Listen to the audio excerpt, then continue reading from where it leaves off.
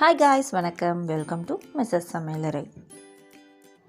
நாம் இன்றைக்கி பார்க்க போகிற ரெசிபி என்னென்னா பாதாம் மில்க் பவுடர் தான்.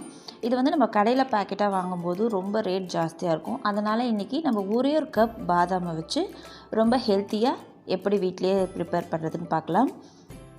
இந்த மில்க் பவுடரை வச்சு நம்ம குழந்தைங்களுக்கு சூடான பாலில் கலந்தும் கொடுக்கலாம், ஃப்ரிட்ஜில் வச்சு ஜில்லுன்னு பாலும் கொடுக்கலாம். நம்ம ரொம்ப ஹெல்த்தியாக எப்படி வீட்டிலேயே ப்ரிப்பேர் பண்ணுறதுன்னு பார்க்கலாம் வாங்க. அதுக்கு முன்னாடி நம்ம சேனலை சப்ஸ்கிரைப் பண்ணாதவங்க சப்ஸ்கிரைப் பண்ணுங்கள், கூடவே வர பெல் ஐக்கானையும் கிளிக் பண்ணுங்கள். அப்போ தான் நான் போடுற வீடியோ உங்களுக்கு உடனே வரும்.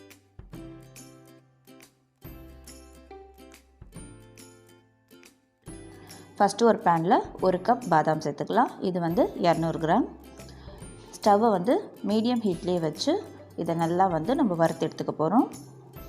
இது வந்து தீஞ்சிடக்கூடாது, ஆனால் நல்லா வந்து வறுபடணும்.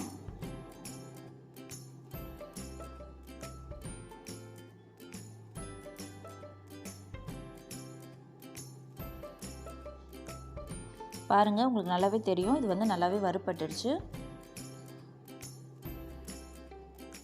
இந்த ஸ்டேஜில் இது கூட ஒரு 6-7 பீஸ் வால்நட் சேர்த்துக்கோங்க.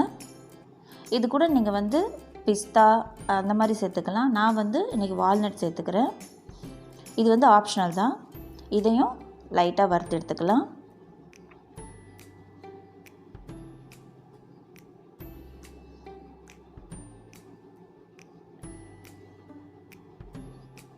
இது கூடவே ஒரு 7-8 பீஸ் முந்திரி பருப்பு சேர்த்துக்கலாம். இதுவும் ஆப்ஷனல் தான், உங்களுக்கு வேணான்னா நீங்கள் இதை விட்டுடலாம். இதையும் லைட்டாக செவக்க விடுங்க.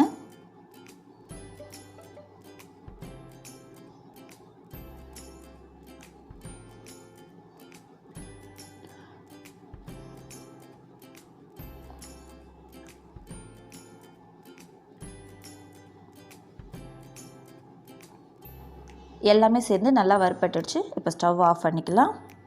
இப்போ இதை ஆற வச்சு நம்ம அரைச்சி எடுத்துகிட்டு வந்துடலாம். அதுக்கு ஒரு மிக்ஸி ஜாரில் 1.5 கப் சர்க்கரை, இது 250 கிராம்,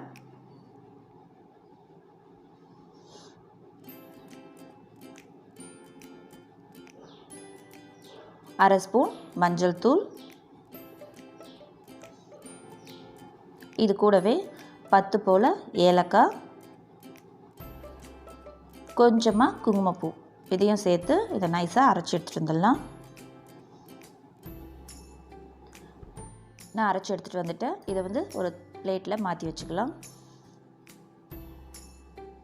இப்போ அதே மிக்ஸி ஜாரில் நம்ம வறுத்த பாதாமையும் சேர்த்து அரைச்சிட்டு வந்துடலாம். ஓரளவுக்கு அரைச்ச உடனே அது கூட நம்ம அரைச்சி வச்சுருக்க சர்க்கரையும் சேர்த்து ரெண்டுத்தையும் ஒன்றா ஒரு சுற்றி எடுத்துகிட்டு வந்து வச்சிடலாம். பாருங்கள், இப்போ ரெடி ஆகிடுச்சு. நான் வந்து குழந்தைங்களுக்கு கொடுக்கறதுனால இது போல் கொஞ்சம் நைஸாகவே அரைச்சி வச்சுருக்கேன். இதுவே நீங்கள் பெரியவங்களுக்கு கொடுக்கணும் அப்படின்னா இன்னும் கூட கொஞ்சம் குறைன்னு அரைச்சி வச்சுக்கலாம்.